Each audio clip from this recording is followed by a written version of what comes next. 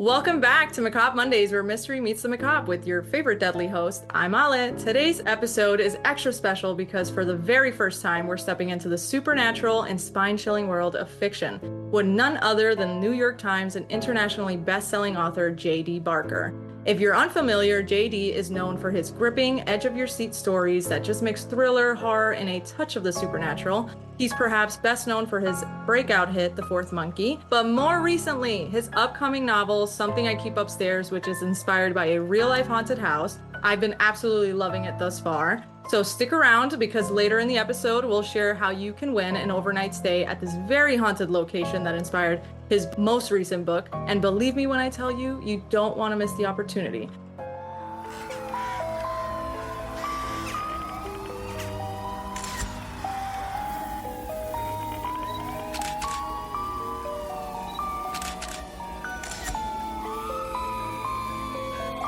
JD, welcome to Macabre Mondays. It's fantastic to have you here. Well, thanks for having me. I appreciate it. I've got to say, I'm clearly already a big fan of your work, as you know, but I've been really enjoying your writing style and the way that you tell stories. Thriller, horror, and paranormal books are pretty much like all that I read, with the occasional self-growth books sprinkled in to keep the balance. But your work definitely hits that sweet spot for me. And I'm sure listeners would love to get to know you better. So maybe you could start off but just by sharing a bit of your journey. How did you first start writing? And what about, what brought you from those early days to becoming the best-selling author that you are now?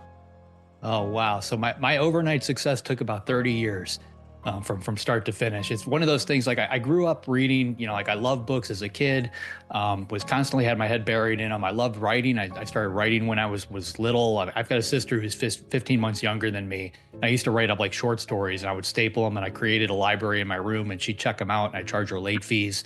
So like this dates back a really long time. Wow. And my parents always encouraged writing, but they always added the caveat, it's a fantastic hobby, but you can't make a living at it. You have to get a real job.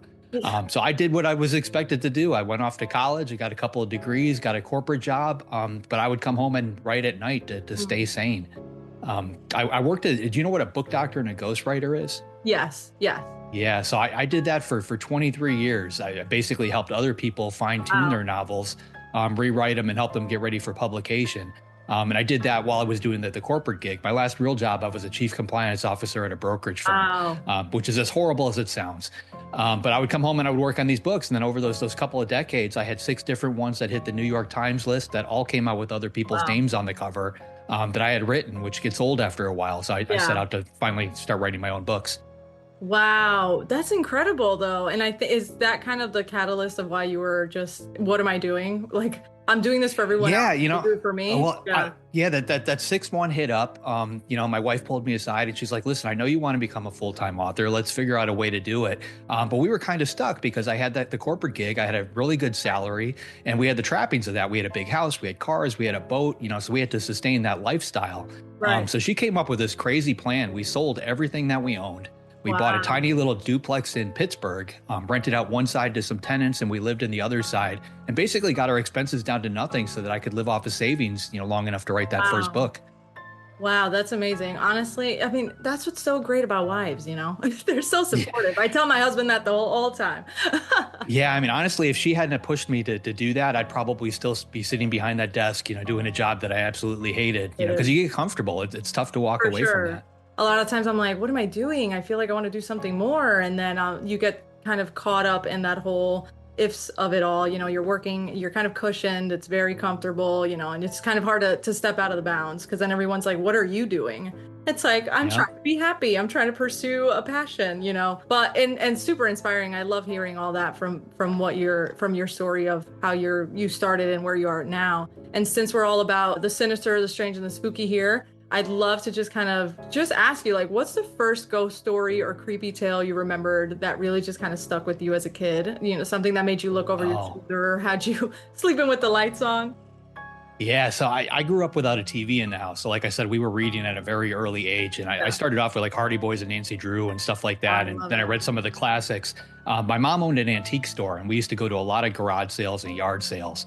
And I remember going to one, and I saw a book sitting on top of a box of books, and it had like a really creepy looking cover on it. It was Dracula, for Bram Stoker. Wow. I was 8 years old. I picked it up. I read the back. I was like, "There's no way my mom's gonna let me buy this. It looks too scary." But she let me buy it, and I read it crazy fast, and I think I slept with the lights on for like the next 2-3 weeks after that. And I think that's what actually hooked me, on writing and reading, because it's the first time I really had like a big emotional reaction to a book. And I've been chasing that feeling ever since, either in stuff that I read or I write. Wow, that's amazing too, because you ended up working with Dacre Stoker later in the future. Yeah, Wow. yeah. So with my first novel, Forsaken, it was up for the Bram Stoker Award for Best Debut Novel. And while I was at the conference to accept that, Dacre Stoker, who's Bram's great grandnephew, pulled me aside and he said, "Listen, the family has read your book. We love your writing style. We're familiar with your history as a ghostwriter and a book doctor. We've been trying to find somebody to write a prequel to Dracula for a very long time using Bram's original notes. Would you like to do it?" And the answer to that is obviously yes. Yeah. So I jumped both feet into that project, and that was a lot of fun. Wow, that's incredible. I love it's kind of also full circle how crazy it is, like, from your young, this is what a small world in reality. So it's crazy. And like you're clear, I mean, you're known for your writing gripping thrillers with dark and supernatural twists, and like building off of that.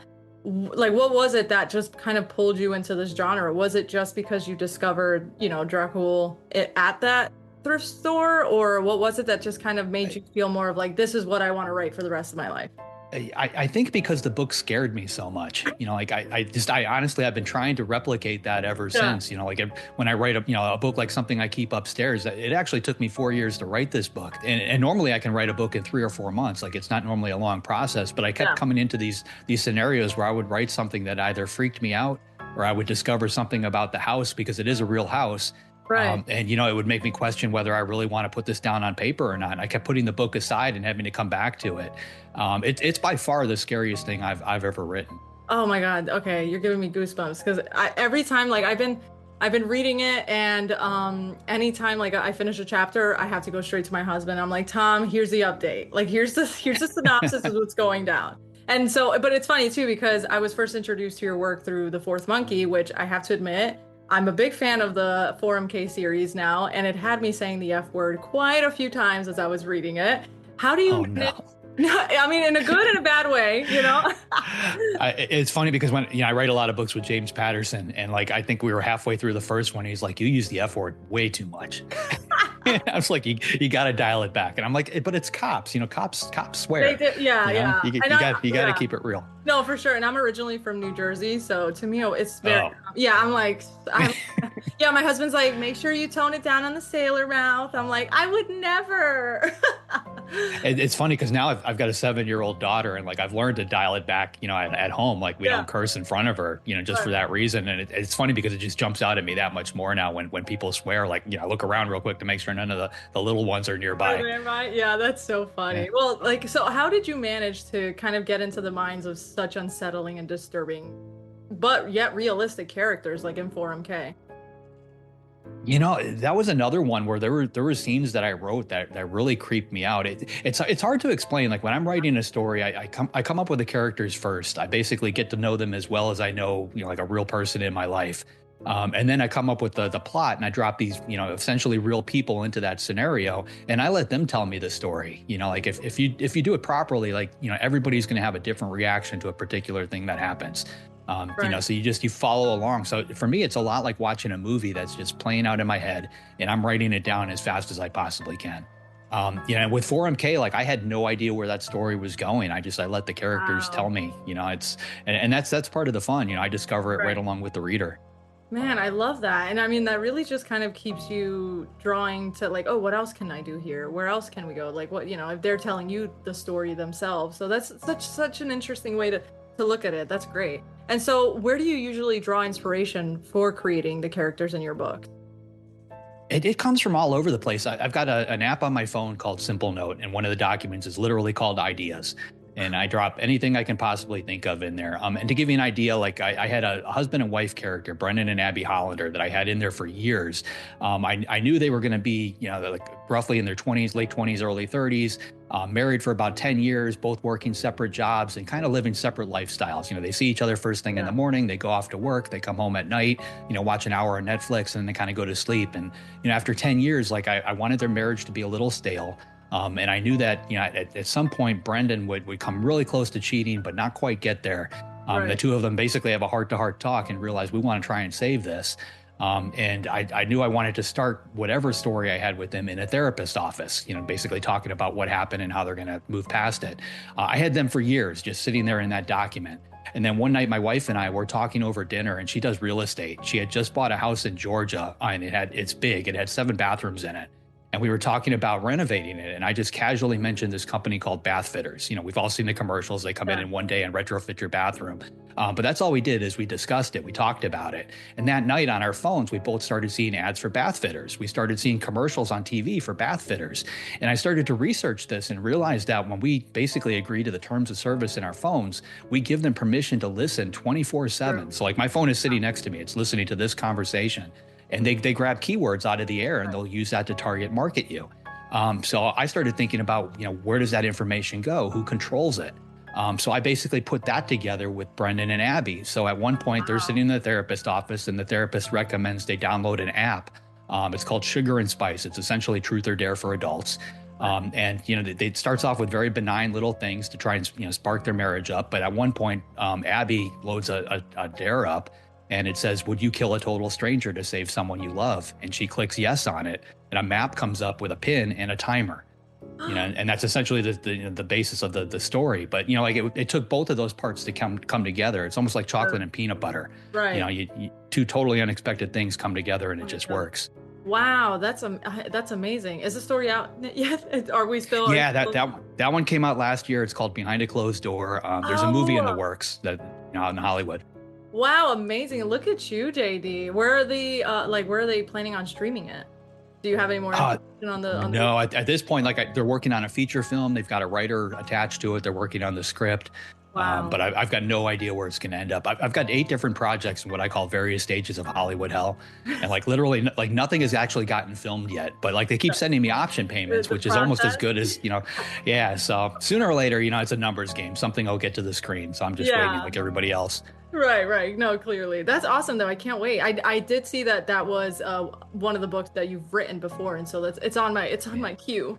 It's on my queue. I've got a couple things I got to get through. But so clearly, as you've been telling me, every creative has their quirks, right? And I mean, I have my own, you have your own. What's your must-have item or ritual when you're writing these scenes, or what is it that gets you going, especially if if I've got this with me, or if I know I'm in this mood? This is going to sound weird, but it comes all the way back when I was writing in the corporate days. I had to squeeze out words for whatever I was working on, in between life. I was working 60 to 80 hours a week, so I would take time out to write, and standing in line at the grocery store or in the car at a traffic light, wherever I could. I listen to a thunderstorm soundtrack whenever I want to get in that mood. So it's literally just white noise. But when I hear that sound, my brain immediately snaps into writer mode, and it knows this is what we're doing now. Wow, you're there's it's a Pavlov's dog thing. I've been doing that, for 30 years now. Wow. And I can be anywhere. If I put my headphones on and I hear that sound, I just start going. Wow, that's awesome. I mean, that's a good way to put it too. I feel like anytime that I'm trying to really kind of immerse myself in a book or whatever the case may be, I try to put a soundtrack that I feel fits that type of mood vibe, and that's just how it works. I created one for something I keep upstairs, so it helps me as I keep reading it, just kind of make the anticipation a lot better. Well, I want to shift gears and talk about your newest book, of course, because that's what we've been talking about now, because clearly it's a great one. And since I've already started reading the advanced copy that you and the team sent over, and can personally say it's absolutely chilling and addictive, I am loving it. How do you balance the lines between fact and fiction when incorporating ghost stories into books? Ooh, and that was a particularly tricky one because, the house is real. Right. I actually live in Newcastle, New Hampshire, which is where the book is based. And the house itself, like I live on an island, and that the island where the house is right off the coast of our island. And like I see it Wow. every day. I go for a run around our island and I stop on the beach and I look out over the water and I can see the house, from my book. So like I incorporated a ton of real information in this one. When I started actually researching that house and realized, learned some of the things that had happened out there, I'd put as much of it into the book as I possibly could. But like those are the things that gave me Right. pause. And when you get to the author's note, I kind of explain this at the end, because like when I turned that into my agent, her first inclination is, well, you have to change all these real places. You can't Right. use any of that. And I did. I changed, the name of the town. I changed, the names Right. of people. But ultimately, I changed it all back because, it is historical fact, and I think, Right. when you read the author's note, I particularly point out like what is real and what isn't. What is it? And the funny thing is like a lot of the stuff as you're reading the book that you think is fiction is actually the real stuff. Right. And that's what really gets you. And you'll get there. If you're not done with the book yet, you haven't hit the author's note. But the Yeah. author's note tends to get you the most. Yeah, I've been experiencing that as I keep reading. There's a lot of like my husband will say I'm like resurrecting because I'll be in bed reading and then I get up, I'm like, I'm like, you don't understand what I just read. I don't like, I'm like, I'm lost. What's going on? So I mean, needless to say, I'm excited to continue finishing it off, and I'll definitely be probably sending you my thoughts afterwards. Or Kate, Oh it's okay. boy. I know you're busy. But so now that your new novel, Something I Keep Upstairs, clearly it's set to release on May 13th and it revolves around a real haunted house, like you said. How did this kind of haunted house become the place that you're like, this is going to be my next book? Well, initially, like we moved to Newcastle, my wife and and like I go for a run every day. I finish up my writing around 3, and then I do a lap around the island. It's 4 miles. So when I crossed the beach, I would see this island out there. It's a quarter mile off our coast, and there's only one house on it, which is the house from my book. Right. And in my brain, like I have what I call the what if gene. Because you look out at this house, you can't really tell what's going on. It's just far enough away where, it looks like somebody may live out there. Right. Maybe they don't. Every once in a while there's a light on, but you can't really tell what's happening. What's happening? So I basically start to fill in the blanks and make up my own story for it. And that's essentially where it came from. And I started to research the house. I found out that it used to be a Coast Guard life-saving station. Right. And a local guy took it upon himself to try and restore it because it was completely falling apart. It was totally dilapidated. So he reached out to the town of Kittery, which actually owned it, and ultimately negotiated a deal, raised a ton of money, Wow. and he's been rebuilding it over the years. So I got a hold of him, and he took me out there on his boat Wow. before I knew anything about the house. And got off on the island, went into the house, and he's showing me around. And like I'm standing in there, and I just wanted to leave. I wanted to get out. Like I was like the hair on the back of my neck was standing up. Like I don't know if you've ever been in a place like where you don't want to be. Yeah. But like that was happening. But like there was no basis for it. There was nothing scary going on. There was no reason to feel that way. But like every instinct in me was like, you need to get out of this place. Wow. And then when I went home, I started to research some of the things that had happened out on that island. And I learned like back when yellow fever was prevalent out here, they used it as a quarantine zone. So they used to put people out there to die of yellow fever. During the Spanish-American War, if they captured a vessel, they would dock it out there and they'd force everybody to stay on the boat until they either died of starvation or disease. And then they would take the boat because that's what they really wanted. And they fed all these bodies to the sharks because like the water up there is filled with great whites. It's a little inlet and it's a little warmer, so the fish and the seals and stuff come in, which brings the sharks. But like when you're standing on the beach looking out at it, it's this beautiful little house. The sun is trickling off the water. Everything looks perfect. It looks like a postcard. Right. But when you really start digging into the history, like there's some frightening stuff that's happened out there, and that's just the last couple hundred years. Who knows what happened before that? Yeah, definitely. And it's funny because as I was reading it, I'm like, all these locations you're mentioning sounded like I've heard of them before. And then I'm like, I need to go on Google GPS. And then I'm on the satellite view and I'm like, oh, there's the house. And then I'm like, let me see a view from this side and let me see a view from that. And I'm like, oh, that's why it's Maine. And it's like a whole thing. So I love that kind of part of it also was super immersive. And it was just kind of fun to be able to see it because, if you're creating it, something from real and also something from fake. So it's kind of like combining the two is amazing. Now, without any spoilers, of course, can you share maybe a particularly eerie moment that you encountered during your research or maybe while you were writing the book that really just kind of stuck out to you? The one that we're still trying to figure out, I found a newspaper article from 1972.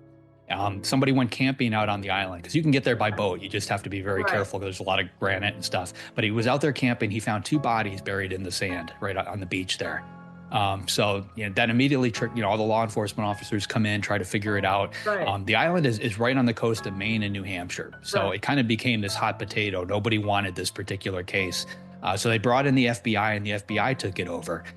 There's only one newspaper article about the entire thing. There's two bodies found on the beach, but there's a picture in that story, and they basically outline all of this. So I reached out to the local police department, and they had no record of it. I reached out to the Kittery Police Department. They had no record of it. Really? So I reached out to a friend at the FBI, and she tried to pull the files, and they have no record of it. So, like these bodies basically vanished. Nobody identified them, or if they did, nobody knows where the information is. There was a guy in the picture. He was the DA at the time. Okay. I actually tracked him down in real life. He's still a working attorney. He Wow. told me he didn't remember it. But like I have a hard time believing somebody could stand on an island, standing over two bodies, right. picture in the newspaper, and not remember that. So like it felt very conspiracy to me, but there's probably a logical explanation. But like at this point, all these years later, nobody knows who those two people were. They don't know how they got there. They don't know where they went. So I've still got people looking at that. I made contact with somebody else who runs another FBI branch office, and he's trying to reopen the case. That's insane. That is a hell of a, my God, wow. And to think, it's practically a story by itself, Yeah, I was gonna say, is that like inspiration for the next part? Because man, that's crazy. And also reading the book, I'm like, what's real, what's not? That's kind of you telling me that that's your experience, that no one can even tell you that it even happened, but you remember it, but then it's, ooh, we're going down a dark tunnel there. I love it. No, that's amazing. That's awesome. Well, not amazing. I'm sorry about the two dead bodies, but you know what I mean. Very. We all are. If they figure it all out, I'll be thrilled. Like I don't like to leave open and strings dangling out there. Yeah. Like it's just a mystery nobody has solved yet. For sure, definitely.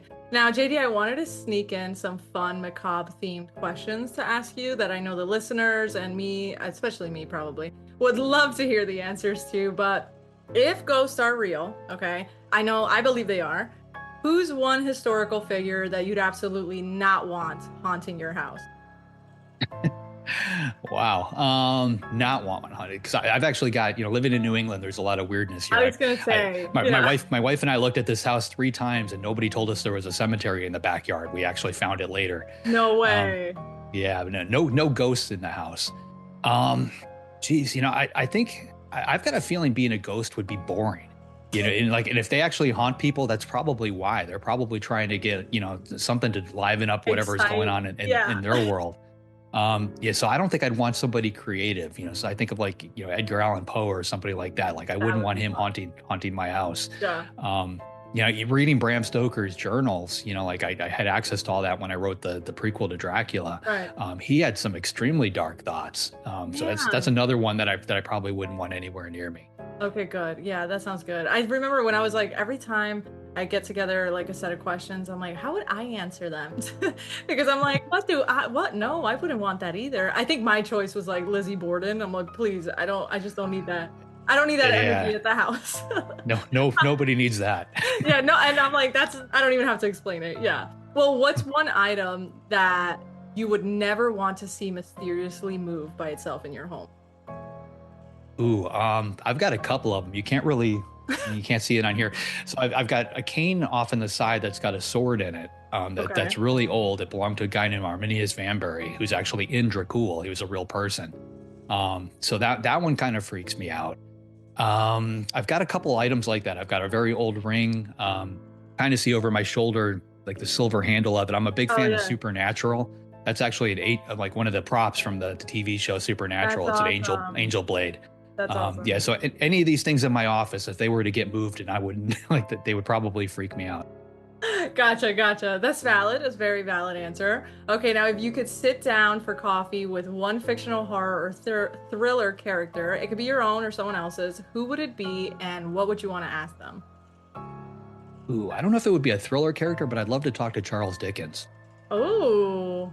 He was one of my first reads after I finished up the Hardy Boys and Nancy Drew. I discovered Charles Dickens, and like Great Expectations is still my all-time favorite novel. Yeah. And I'd love to just talk to him, and kind of pick his brain. Wow, I'd love that. It's looking like you're not going to sit down for coffee with him. You guys are going to have a long dinner, walk on the beach. Yeah, maybe some tea. Some tea, yeah. All right, so what's your go-to spooky or thriller comfort movie? The one that you could probably just watch again and again. Ooh, trying to think. See, super scary. I honestly I like Alien. I don't know if that was really. Ooh, I mean, it's more sci-fi than but horror, but still, like, that's it.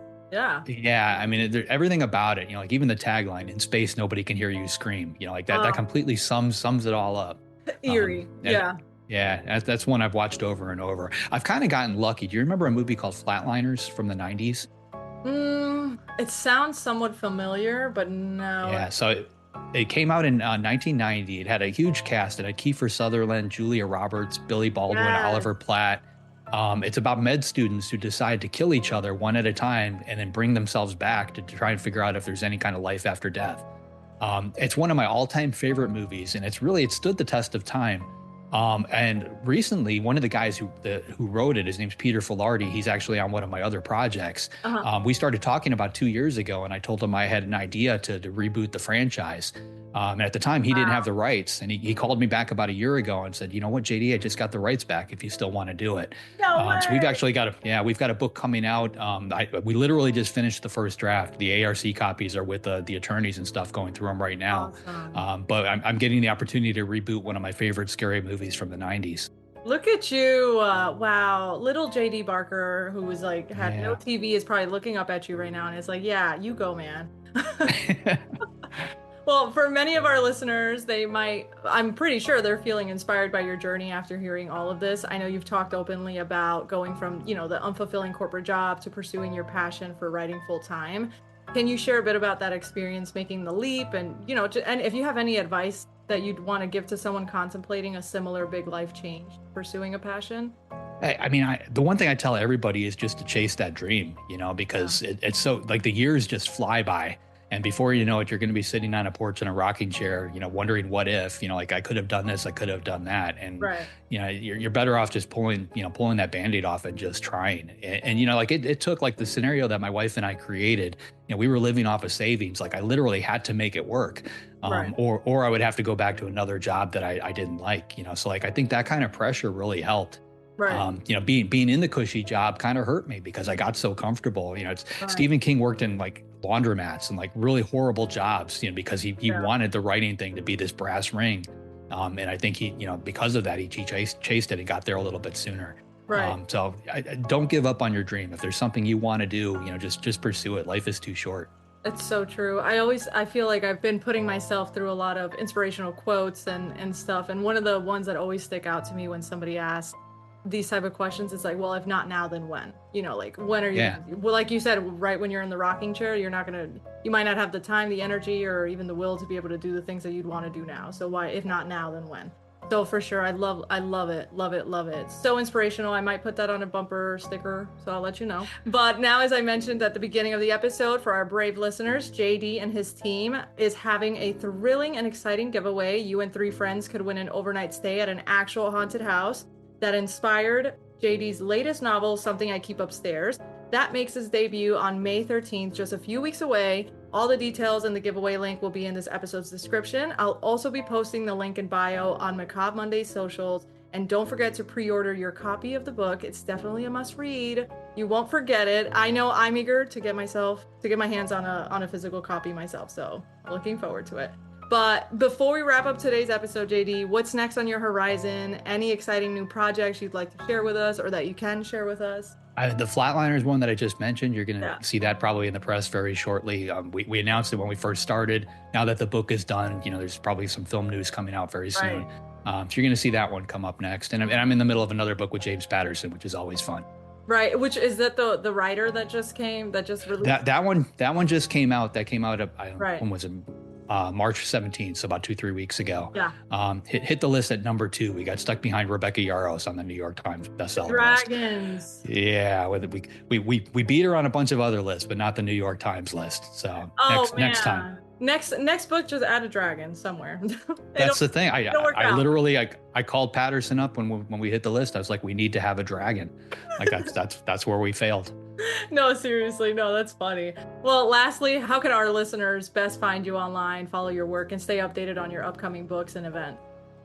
Easiest place to find me is jdbarker.com, and I'm on all the social medias at jdbarker. JD, it's been such a pleasure speaking with you today. Thanks for giving us a peek into your fascinating, and let's admit it, slightly terrifying world that you're in. We'd absolutely love to have you back on the show in the future, whether it's for another book release or just to talk about more creepy things. You're always welcome to come back to the Macabre Mondays world. Oh, absolutely. Anytime. Thanks for having me. Thank you. And thank you to our listeners for joining us today on a special Macabre Mondays episode. Don't forget to subscribe so you don't miss a single episode. You can find us wherever you listen to podcasts. We'll see you next Monday for another sinister, strange, and spooky episode. Stay tuned. More mystery is just around the corner. But until then, stay curious and stay safe. Bye. JD, throw your bye. You have to say bye. Bye. Bye.